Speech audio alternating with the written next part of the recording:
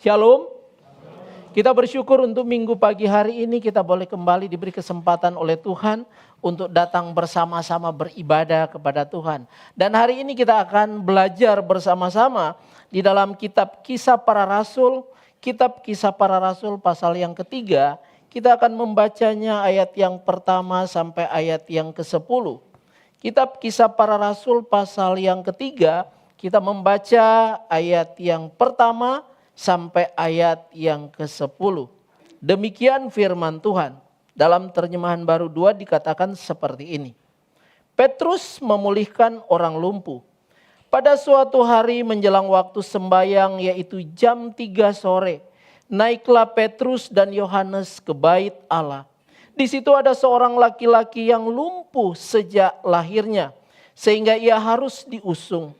Tiap-tiap hari orang itu diletakkan dekat pintu gerbang bait Allah yang bernama Gerbang Indah untuk meminta sedekah kepada orang yang masuk ke dalam bait Allah.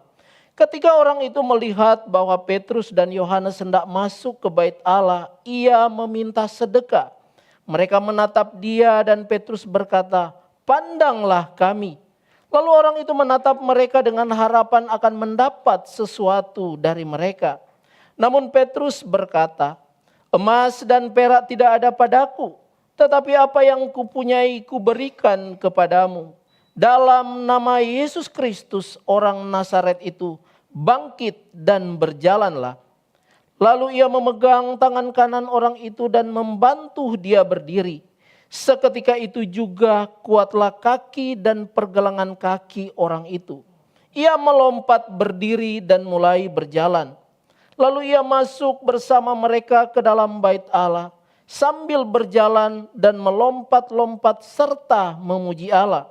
Semua orang melihat dia berjalan sambil memuji Allah. Dan mereka mengenal dia sebagai orang yang biasanya duduk meminta sedekah di gerbang indah bait Allah. Mereka pun takjub dan tercengang tentang apa yang telah terjadi padanya. Satu bagian kebenaran firman Tuhan yang kembali mengingatkan kita sebuah kehidupan yang terjadi pada abad yang pertama. Bagaimana kehidupan jemaat mula-mula dan bagaimana kehidupan orang-orang yang menjadi percaya.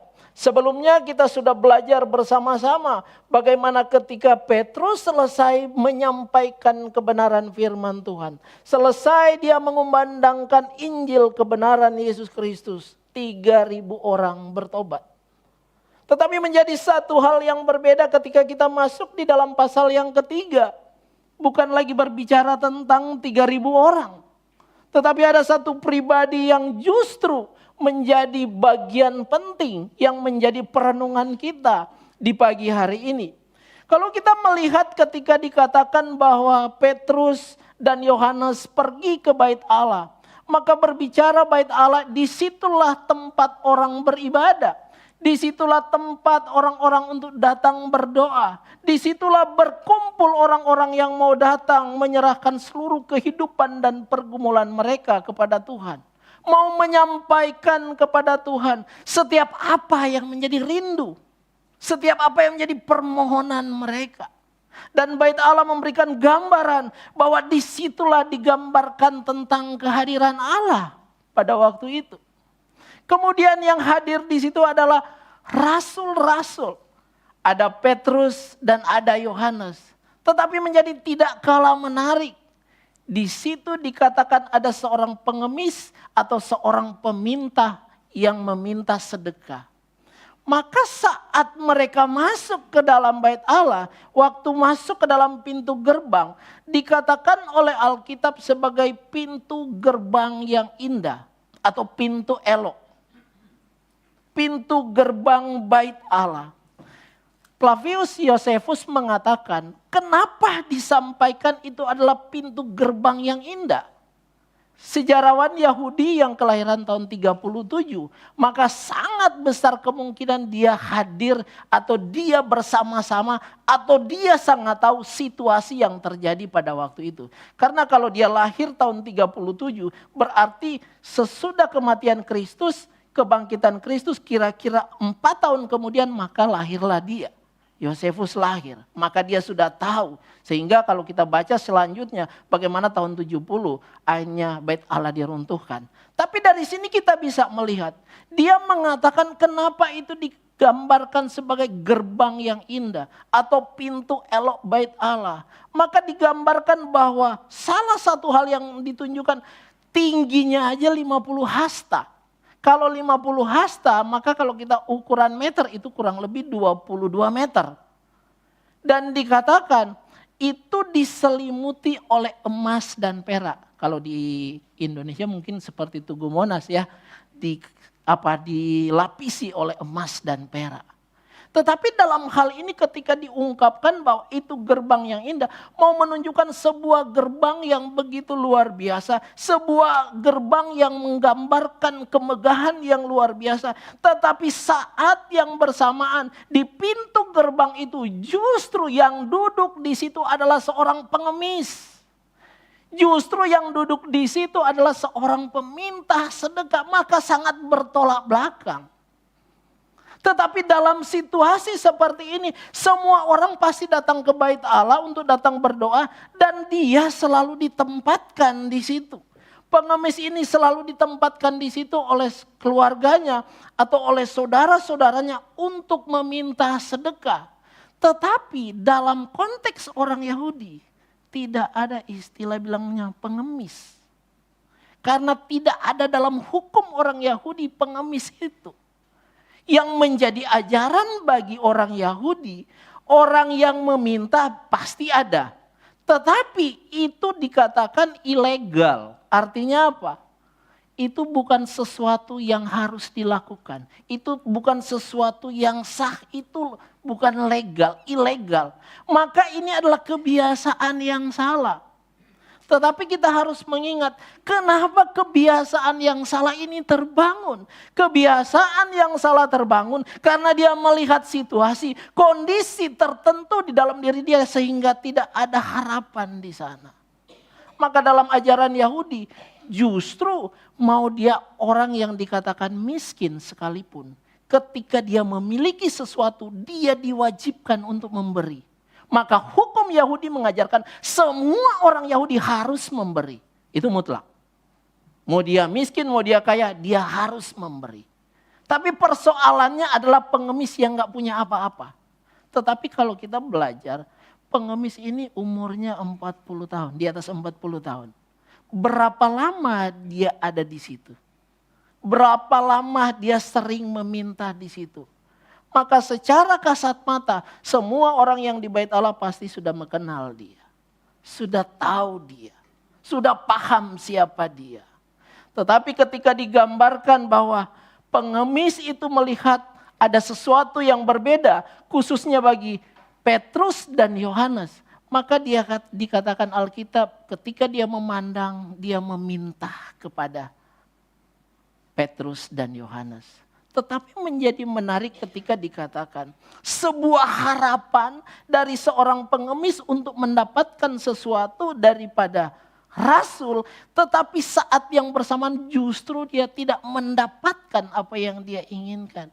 Dia tidak mendapatkan apa yang dia harapkan dari Rasul Petrus. Dia tidak mendapatkan apa yang dia inginkan dari orang lain.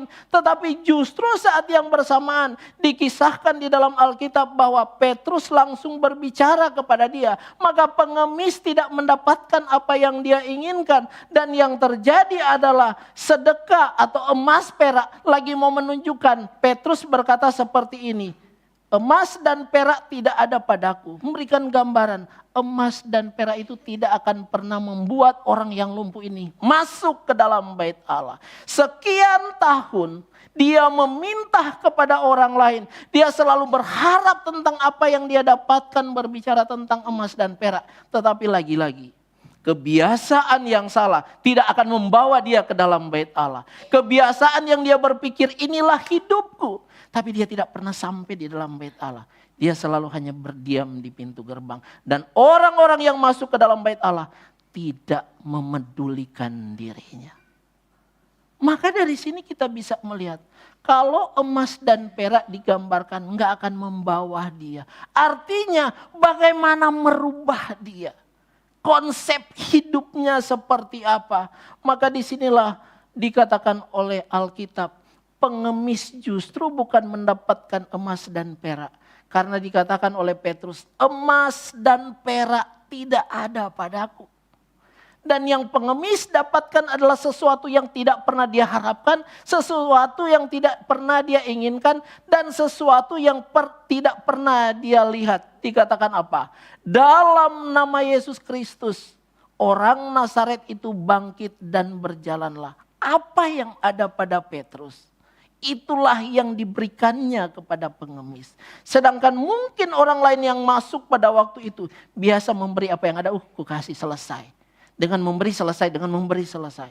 Tetapi tidak pernah memikirkan bagaimana dia yang ada di sini bisa masuk ke dalam bait Allah. Ada yang mengatakan bahwa memang konteks waktu itu kan orang-orang yang cacat nggak boleh masuk di bait Allah. Tapi sebenarnya itu adalah sesuatu yang salah. Orang yang cacat boleh masuk dalam bait Allah, tetapi mereka tidak boleh mempersembahkan korban. Itu ajaran di dalam kitab Imamat. Ajaran para imam mengatakan seperti itu. Tapi waktu ini menjadi berbeda. Karena apa? Dikatakan justru Petrus memberikan sesuatu yang berbeda. Dalam nama Yesus Kristus orang Nazaret itu berjalanlah. Bangkit dan berjalannya. Ada begitu lama dia bergumul dengan kehidupannya. Kalau kita melihat dalam kehidupan kita, ada begitu banyak pergumulan hidup kita. Berapa tahun kita bergumul tentang kehidupan pribadi kita. Ada berapa tahun kita bergumul tentang anak-anak kita. Berapa tahun kita bergumul tentang keluarga kita. Istri kita, suami kita, pelayanan kita, gereja kita. Berapa tahun kita duduk dan bergumul. Dan apakah kita melihat sesuatu yang terjadi dalam hidup kita? Bahkan kalau kita melihat dari sini, kalau dia usianya lebih dari 40 tahun berarti itu begitu lama. Persis ketika Yesus ada di dalam, mau masuk ke dalam bait Allah juga digambarkan. Bagaimana Kristus menyembuhkan orang yang lumpuh 38 tahun di kolam Bethesda. Memberikan satu gambaran betapa luar biasanya dia hidup menderita seperti itu. Seperti hidup sudah tak punya harapan. Karena dia sudah terbiasa begitu, maka dia berpikir itulah hidupnya. Sama dengan kita. Ketika kita berada dalam sebuah pergumulan hidup, mungkin kita merasa sudah cukup lama saya bergumul tentang anakku. Sudah cukup lama saya bergumul tentang usahaku. Sudah cukup lama saya bergumul tentang pekerjaanku. Sampai pada satu titik kita bergumul dan bergumul sampai sudahlah. Kita pasrah. Entah apa yang mau terjadi. Terjadilah. Tetapi kadang situasi-situasi yang seperti itu, kadang kita lupa bahwa Tuhan bisa melakukan apapun yang dia kehendaki ketika waktunya tiba. Dan saya melihat dalam bagian ini, kalau 3.000 orang bisa bertobat, dan betapa luar biasanya Rasul Petrus, satu orang di depan gerbang bait Allah, itu menjadi sangat berarti. Bagaimana dengan kita? Jangan sampai kita lupa. Kita hanya lebih berpikir, yang penting saya hadir di dalam rumah ibadah. Tapi kadang kita lupa di sekitar kita. Jangan sampai kita hadir dalam ibadah, tapi kita lupa apa juga yang harus kita lakukan di sekitar kehidupan kita. Mungkin di dalam pekerjaan kita, mungkin di tengah-tengah keluarga kita. Bahkan dimanapun kita hadir, dimanapun kita berada. Maka dalam perikop ini pengemis justru mendapatkan kebenaran dan keadilan. Karena dia dikatakan hidupnya dipulihkan. Kalau kita melihat dalam bagian ini, iya ya, dia yang duduk sekian lama terus meminta. Tetapi sekarang ketika Petrus sederhana dalam nama Tuhan Yesus Kristus orang Nazaret, bangkit dan berjalanannya. Suara kebenaran.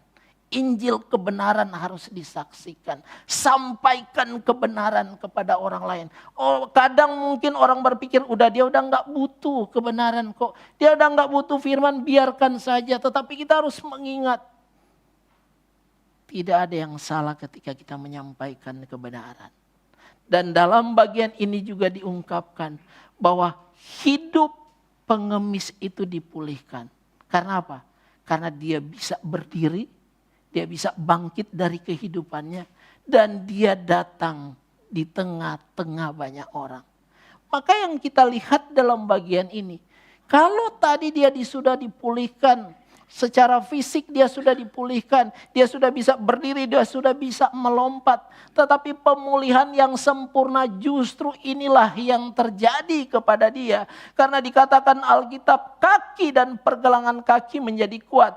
Ia melompat berdiri lalu berjalan ke sana kemari. Dan mengikuti mereka ke dalam bait Allah sambil berjalan dan melompat-lompat serta memuji Allah.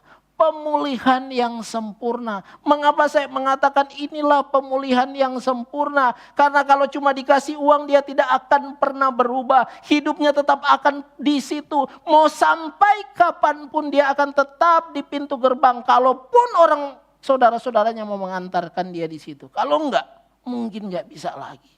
Tetapi pemulihan sempurna digambarkan, dia bisa melompat, dia bisa berdiri, dan dia masuk ke dalam bait Allah. Dan Alkitab mencatat, dia memuji-muji Allah. Maka kuasa Tuhan yang dinyatakan dalam kehidupan seorang yang lumpuh itu begitu luar biasa. Yang dinyatakan kepada seorang yang tak berdaya itu begitu luar biasa. Memberikan gambaran seperti ini. Iya, memang mereka tahu siapa Yesus itu. Mereka tahu siapa Yesus yang pernah hadir di tengah-tengah kehidupan orang Yahudi. Tetapi mereka sudah membunuh dia. Tetapi mereka lupa Alkitab mengatakan bahwa dia adalah Mesias. Dan kalau kita membaca di dalam kitab Yesaya pasal yang ke-37. Ayat yang ke-5 dan ayat yang ke-6. Ketika digambarkan tentang bagaimana kehidupan Israel pada waktu itu. Maka digambarkan di sini tentang sesuatu yang mereka sudah tidak pikirkan, tetapi itulah yang akan terjadi. Secara khusus dikatakan tentang keselamatan bagi umat Tuhan. Karena selama ini mereka hanya berpikir bahwa bangsa-bangsa asing lebih kuat yang selalu mampu menolong mereka. Tetapi ketika Tuhan menunjukkan sesuatu yang berbeda kepada mereka, kadang mereka tercengang. Tapi balik lagi kepada sesuatu yang salah. Maka dalam Yesaya 37 dikatakan, di dalam nubuat Yesaya 37 dia mengatakan bahwa suatu hari ada seorang raja yang akan tampil. Mulai dari yang buta akan melihat. Mulai dari yang lumpuh itu akan berjalan. Mujizat itu akan terjadi. Dan ketika Kristus hadir, zaman Yesaya sudah dinubuatkan. Ketika Kristus hadir, itu dilakukan oleh Kristus. Dan kuasa yang sama yang diberikan oleh Kristus kepada murid-muridnya melalui kuasa Roh Kudus itu. Dikatakan Petrus, Yohanes melakukan banyak mujizat. Salah satu yang terkenal adalah penyembuhan orang lumpuh di gerbang bait Allah. Maka dari sini kita bisa menemukan bahwa betapa luar biasanya kehidupan yang diajarkan pada waktu itu. Maka pemulihan yang sempurna itulah perubahan hidup. Tidak lagi di pintu gerbang bait Allah, tetapi dia sekarang ada di dalam bait Allah. Tidak lagi mengharapkan tentang emas dan perak, tetapi dia melihat kuasa Kristus terjadi di dalam kehidupan dia. Bagaimana dengan kita? Seberapa jauh kita mengalami kuasa Kristus dalam hidup ini? Seberapa jauh kita menjalani kehidupan dengan berpikir cukuplah dengan apa yang saya tahu, dengan apa yang saya mampu. Tetapi kadang kita lupa bahwa kuasa Kristus itu jauh dari apa yang kita pikirkan.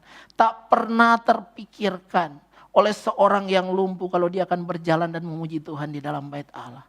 Tetapi ketika kuasa Allah dinyatakan melalui Petrus, dia bisa berdiri dan dia ada dalam bait Allah. Maka ini mengingatkan kepada kita, pemulihan yang sempurna bukan hanya kita bisa datang ke gereja. Pemulihan yang sempurna adalah bagaimana hati dan hidup kita berubah di hadapan Tuhan. Sehingga kita memandang Tuhan bukan waktu kita butuh. Sehingga kita memandang Tuhan bukan karena saya mau beribadah. Dan ketika kita memandang Tuhan, bukan karena saya lagi mengharapkan pertolongan Tuhan, tetapi dalam situasi apapun, perubahan hidup yang terjadi, kita akan tetap melihat dan berpegang pada Tuhan.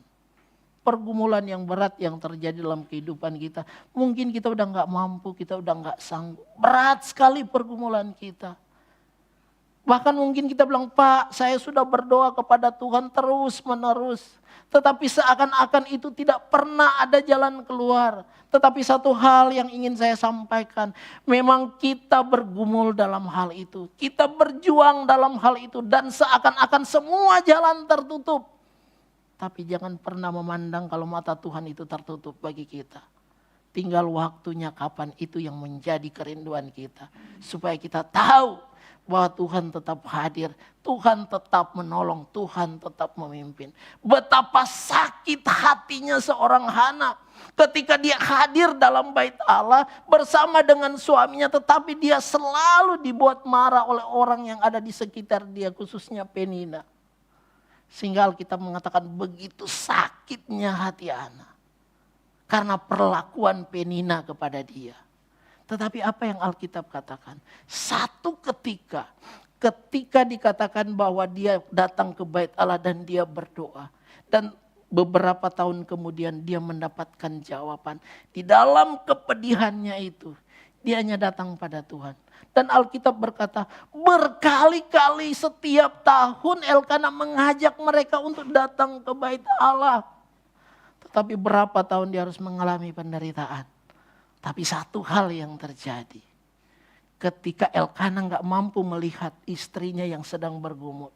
Ketika imam yang ada di dalam bait Allah gak mampu melihat pergumulan dari Hana. Tapi Tuhan melihat dari ketinggiannya. Yang mandul akhirnya bisa melahirkan.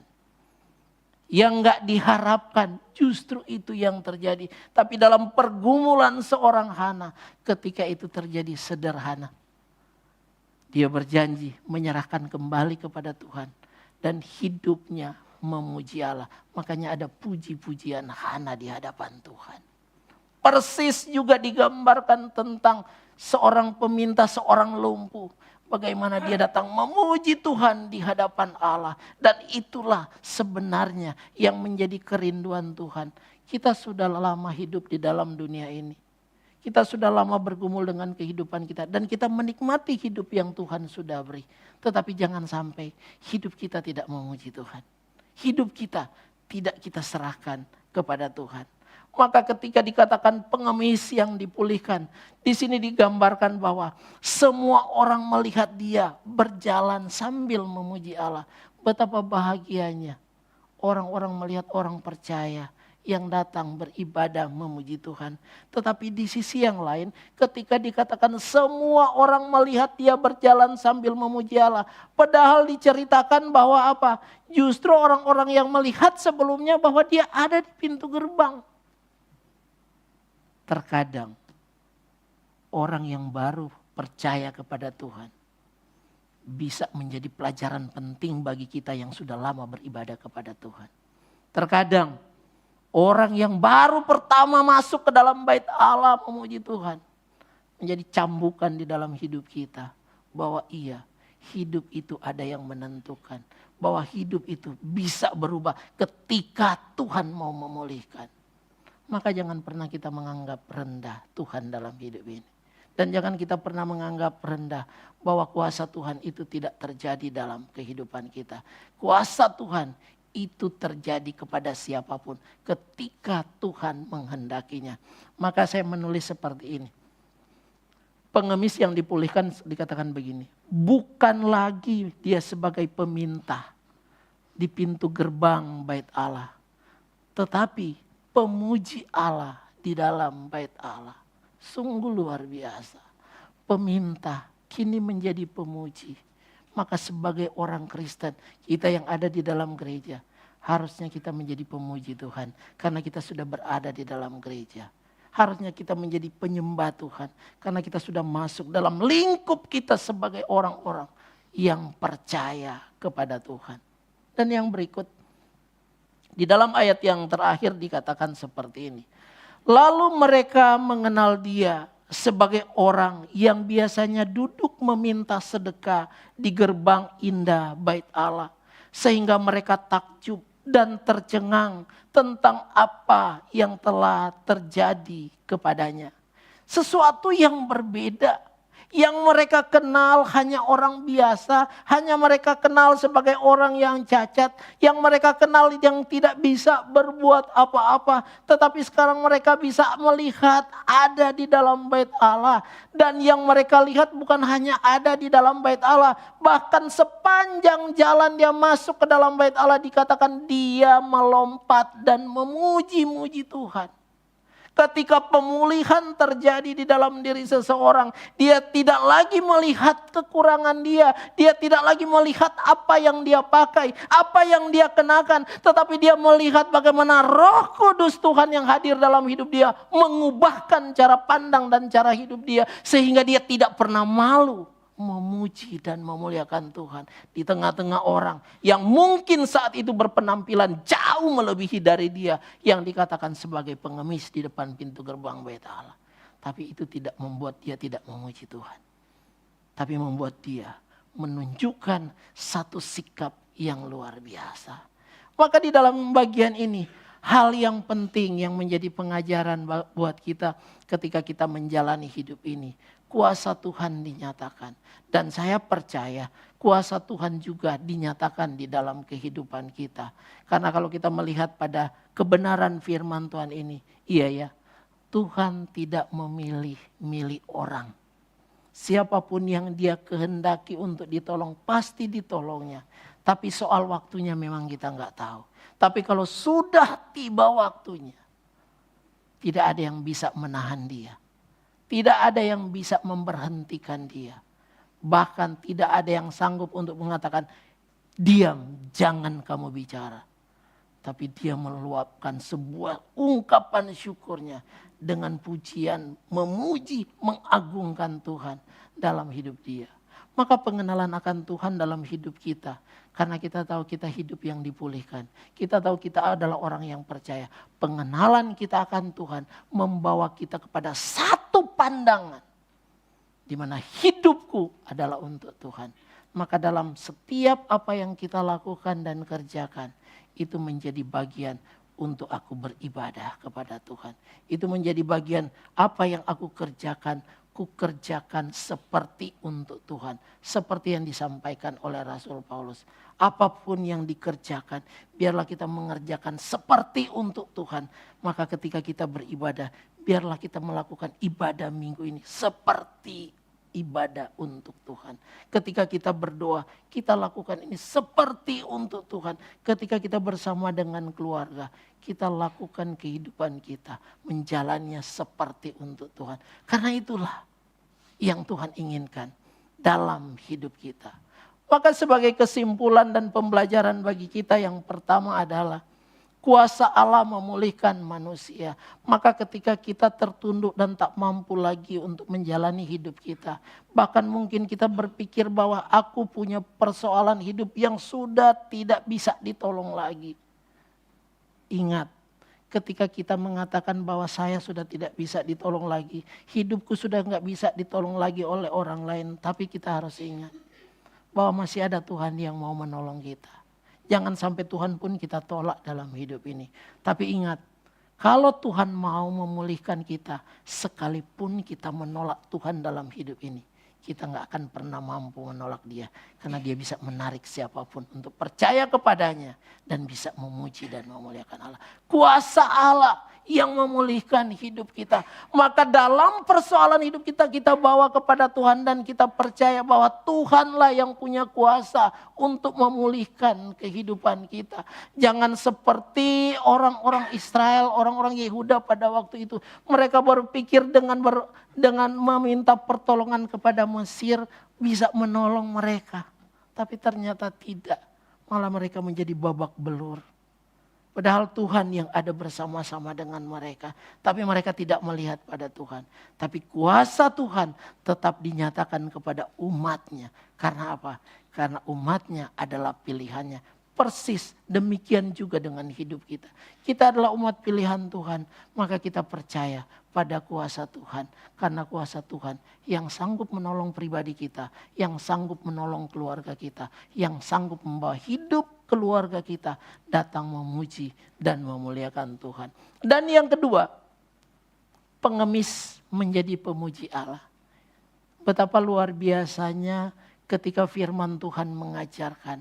Dari peminta-minta sekarang memuji Allah. Dari orang yang hanya mengharapkan pertolongan orang lain. Tetapi sekarang dia merasakan pertolongan Tuhan. Dari orang yang berpakaian sangat sederhana. Tetapi sekarang dia tampil di dalam kesederhanaannya. Tetapi dia melihat Tuhan dalam hidupnya.